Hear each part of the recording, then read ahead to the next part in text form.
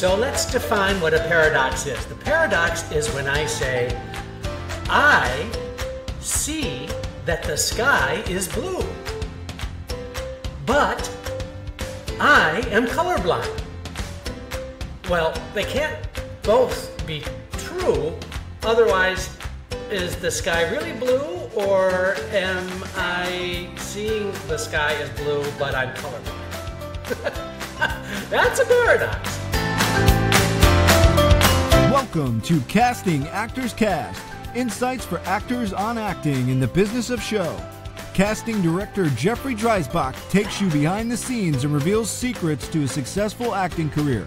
You can find out more on the web at castingactorscast.com. Please enjoy, like, and share Casting Actors Cast. Now, here's your host, Jeffrey Dreisbach. Well, hello, and welcome to another episode of Casting Actors Cast. I'm Jeffrey Dreisbach, casting director with Pat McCorkle at McCorkle Casting in New York. How are you? Are you having a good day?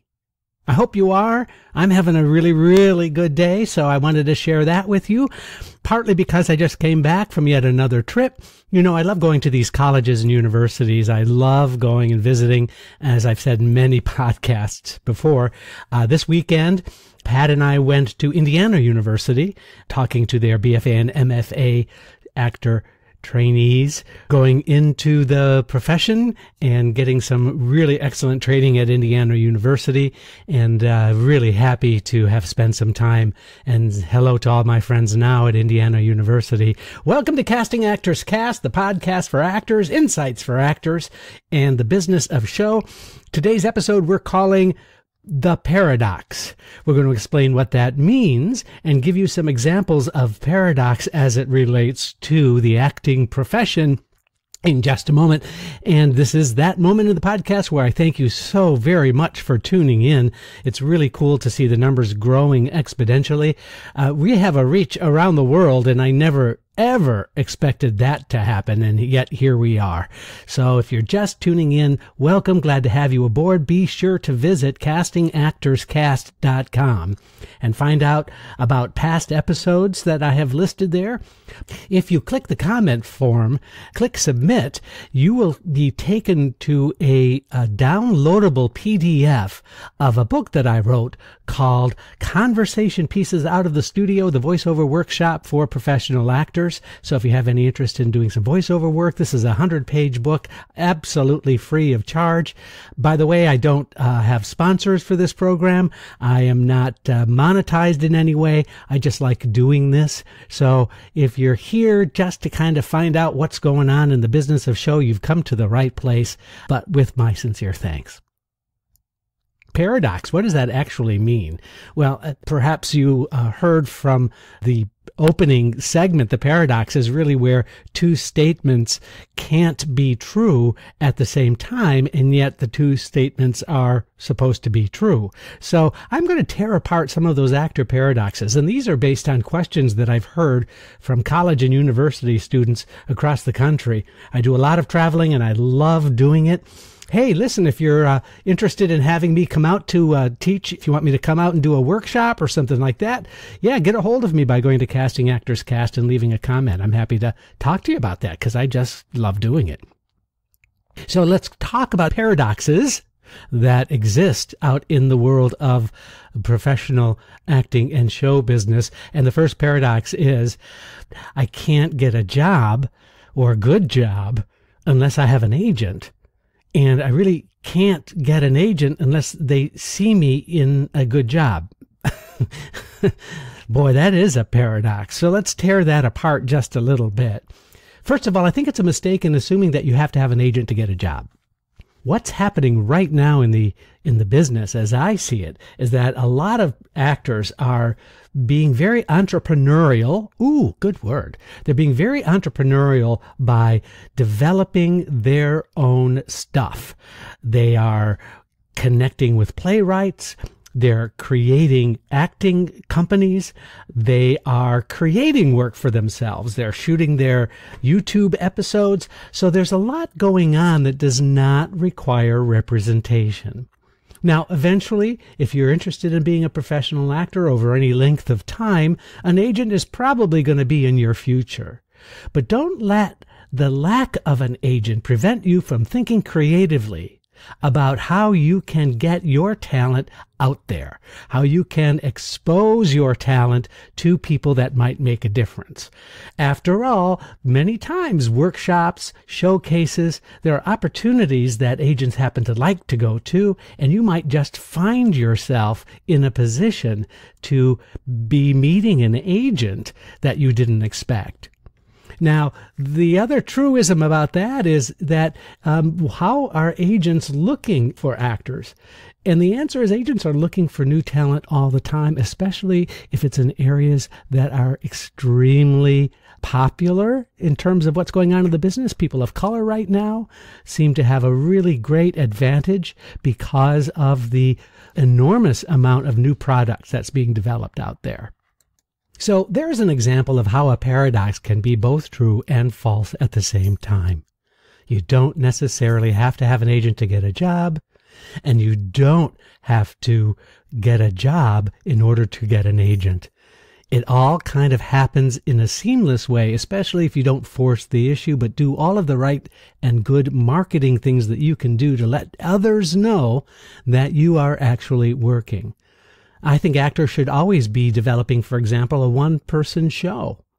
That's always a good idea. First, it's great to keep your talent fresh, but also you just never know who might want to book you to do that one-person show, either about a famous historical character, or maybe it's about a series of character, or maybe it's a one-person show about your family.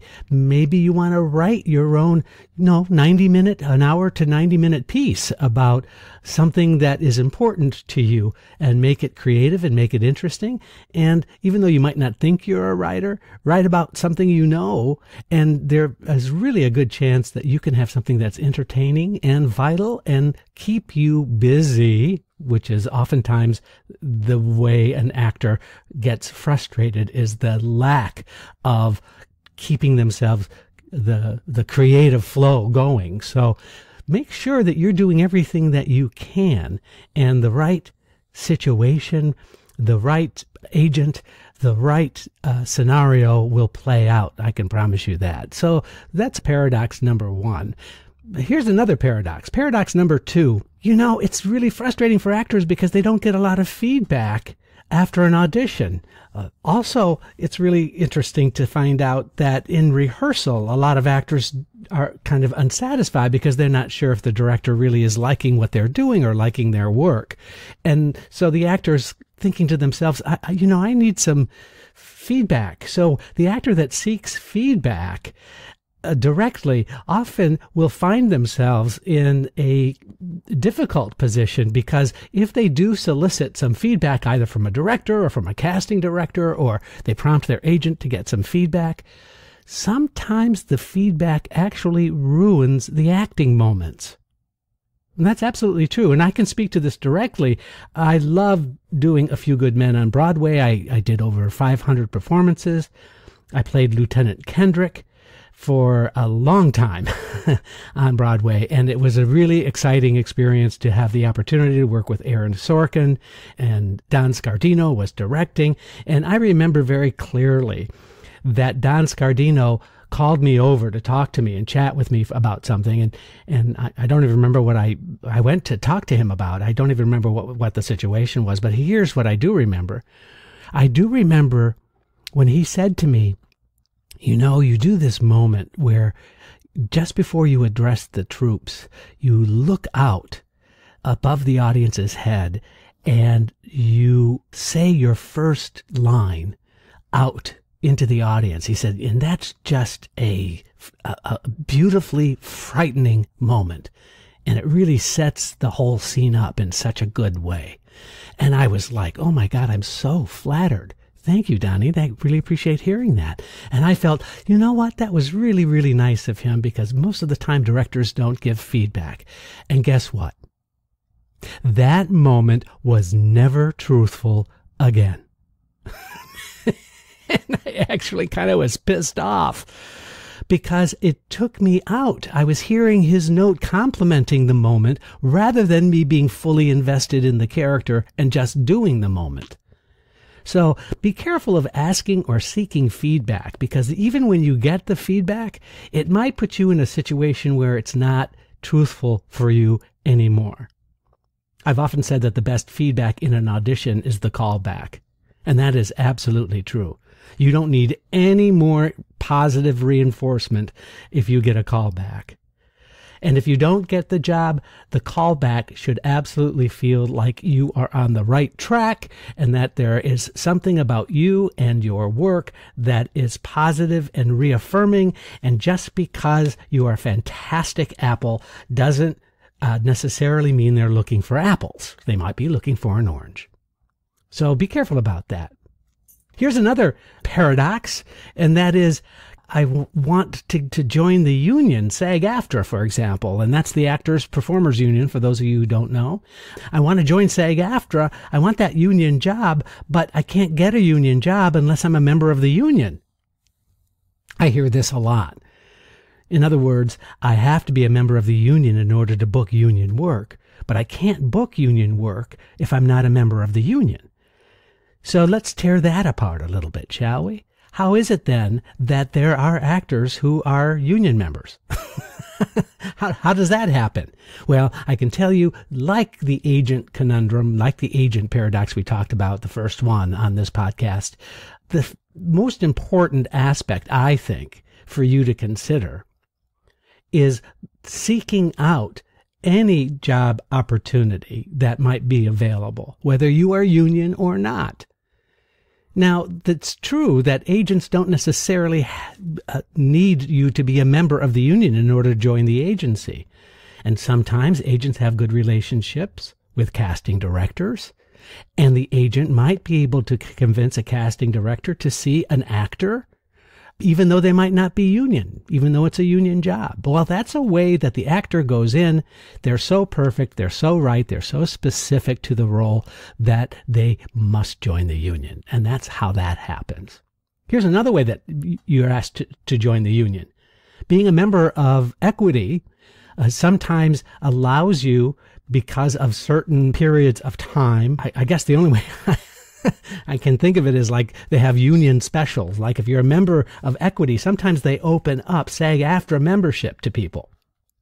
So you might want to just keep your ear to the railroad track and find out when those opportunities come up. That might be a great way to join the union. Be careful about being anxious to join a union. I've never seen a union member actually get more employment because they joined the union.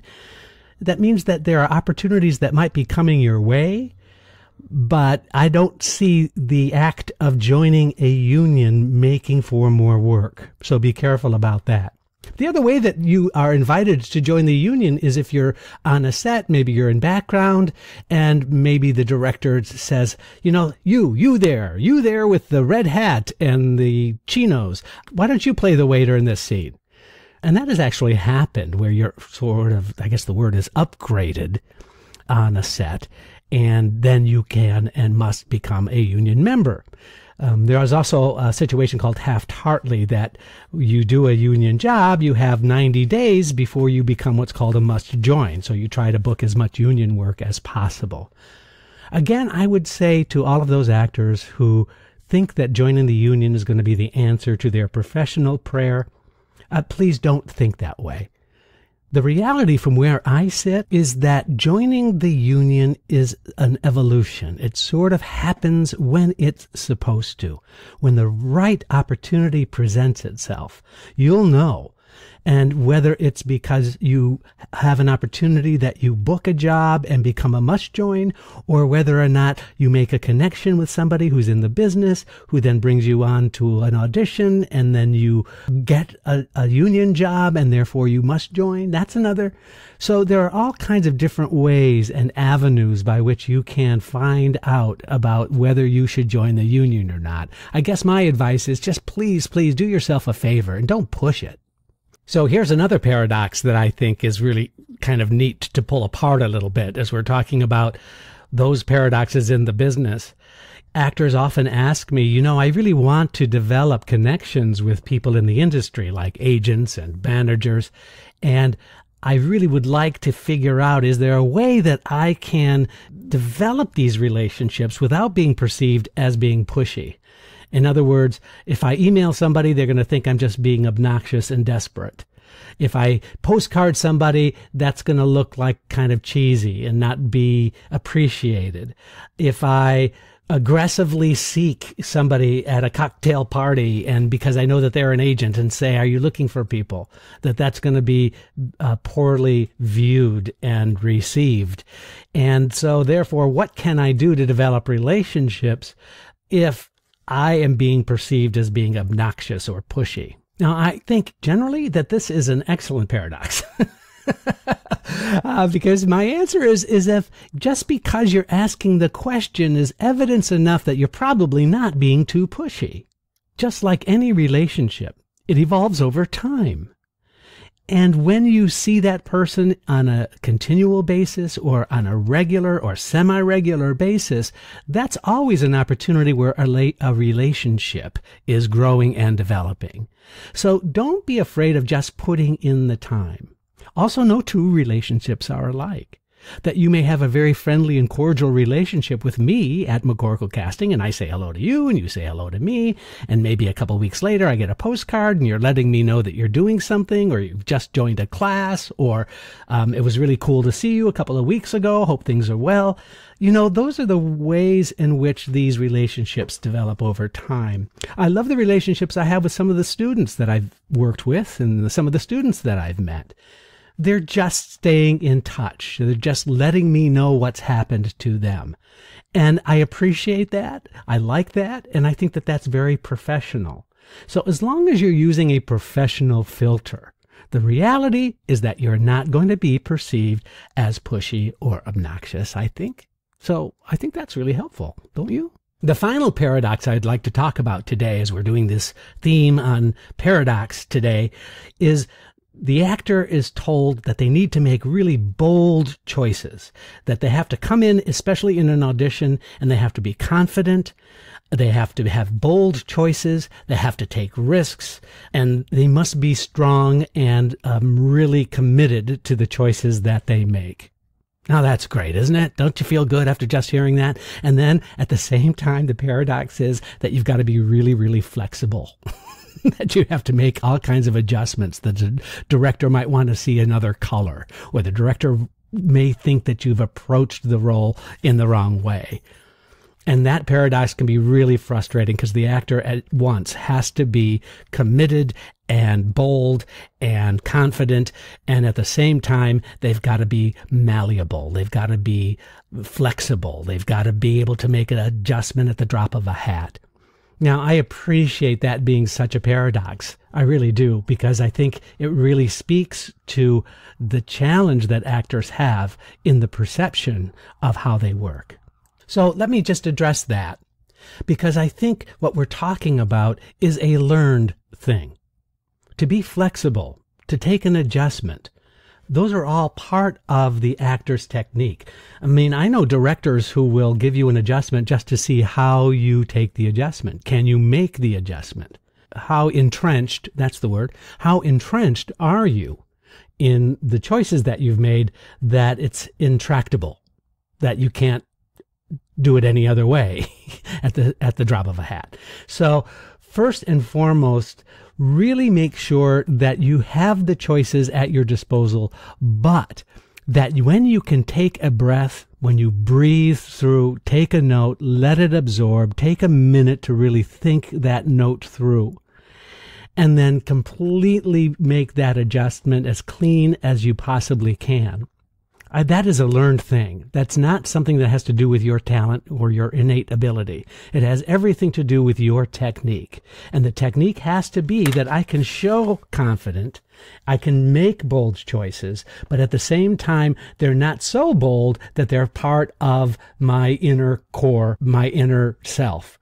That those choices are there for the moment, and that in another moment I can go ahead and commit to other choices equally. That's what needs to be done. That's the work that needs to take place. And, I don't know exactly how you do that other than through experience, or other than through working with somebody either in a class or with somebody who you work with privately. It's a learned thing. And that's what I think is valuable. And so once you realize that, then you're going to also realize it's really not really a paradox at all, that it's a technique. Wow, where did the time go? I hope you had a good time with this. We're talking about paradoxes today on Casting Actors Cast. I really appreciate you taking the time to listen. Please let me know that you heard this episode, and what are your thoughts? What are your paradoxes? Because I'd be glad to answer them on future episodes. Wow, how fun. Thanks so much for listening. I'm Jeffrey Dreisbach, and you've been listening to Casting Actors Cast. Thanks. You've been listening to Casting Actors Cast with host Jeffrey Dreisbach. Find out more at castingactorscast.com and let us know if you would like us to cover topics you're interested in. Thanks for listening. I'm Matthew DeSarno.